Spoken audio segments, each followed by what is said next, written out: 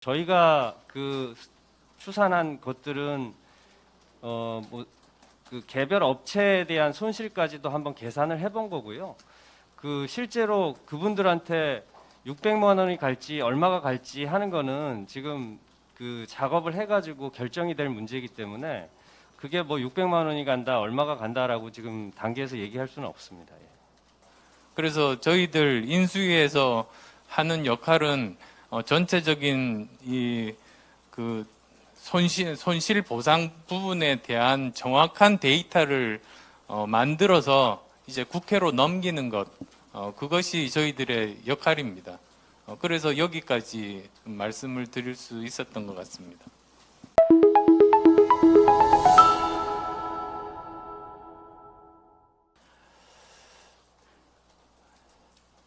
정확하게 지난 2년간 지금 현재 등록이 되어 있는 사업 등록이 되어 있는 소상공인과 소기업이 551만 개사가 됩니다.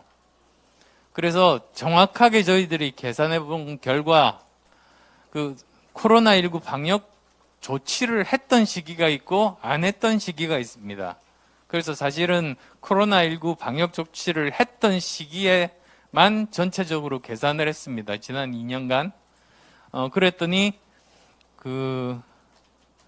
영업 이익상 54조 원 정도를 이 소상공인과 소기업이 손실을 봤다는 것을 알게 됐습니다. 이건 지금 우리가 정말 처음으로 이런 숫자들을 계산을 해낼 수가 있었습니다.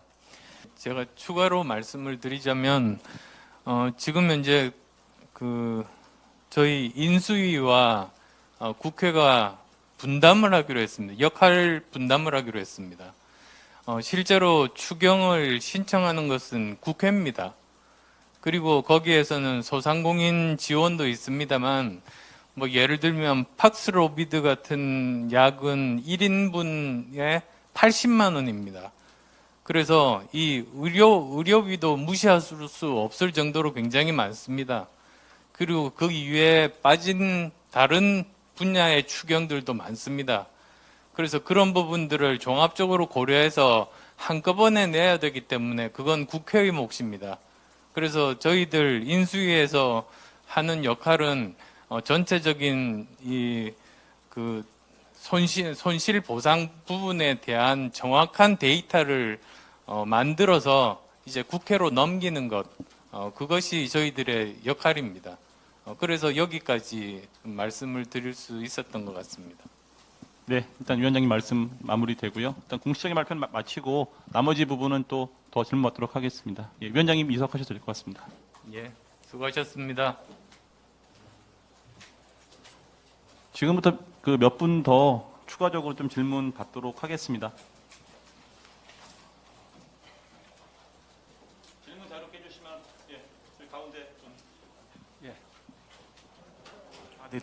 저 이데일리 장병원 기자고요. 그러면은 손실보상 54조 원 중에 31.6조 원이 지금 지급이 된 상황인데 앞으로 그러면 22.4조 원을 지급하는 건지 좀 궁금하고요. 그리고 그 전에 대선 공약이 원래 한 곡당 1,000만 원씩 지급한다는 걸로 알고 있는데 액수가 축소됐다면 공약 파기를 한 건지 아니면 좀 물가 때문에 이렇게 좀 축소가 되는 건지도 궁금합니다. 그러니까 아까 위원장님도 말씀하셨지만 지금까지 저희가 작업을 한 거는 손실을 20년도, 21년도까지 해서 정확하게 추계를 해보고 그거를 드릴 수 있는 지금까지 지급했던 거라든지 여러 가지 상황을 감안해가지고 아까 말씀드렸듯이 피해 지원금하고 손실보상 제도로 드릴 수 있는 구조를 설명을 드린 거고 구체적인 액수는 추경을 편성하는 과정에서 저희가 구체적인 액수가 확정이 될 예정이기 때문에 그거를 예단해가지고 저희가 얼마가 나왔으니 얼마를 빼면 얼마 정도 드리겠다. 아직은 그렇게 말씀드릴 수 없는 상태입니다. 예. 네, 다음 분 계실까요?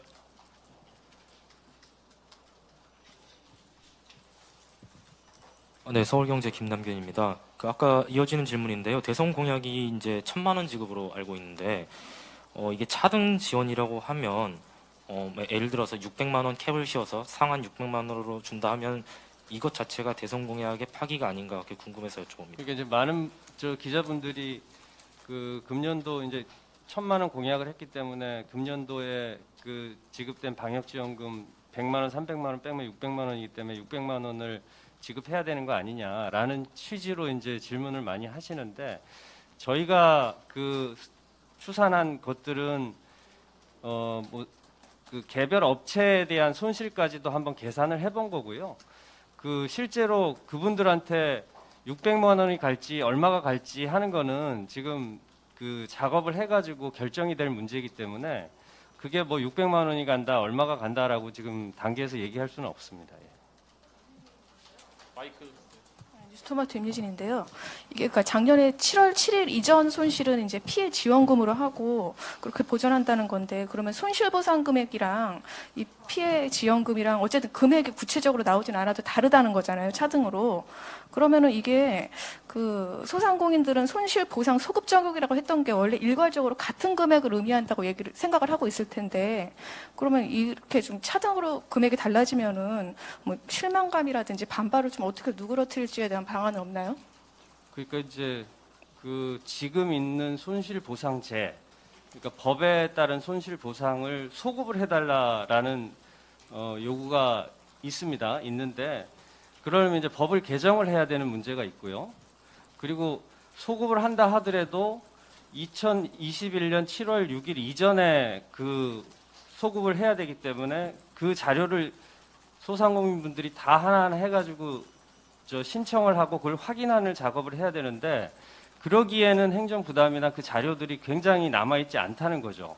확인이 어렵고 그래서 그렇게 하는 것보다는 그거는 손실보상제는 지금 있는 제도를 온전하게 더 좀 보강을 하고 추계를 20년도부터 21년 풀로 해가지고 좀 부족하다고 생각했던 거, 그 다음에 좀 이제 지원이 많이 안 됐다고 생각하는 거를 지금 피해 지원금이라는 그 틀에 담아가지고 실질적으로 소급 보상의 개념 그거를 좀 목적을 달성하겠다는 그런 취지로 제도가 지금 짜여져 있다고 보시면 됩니다.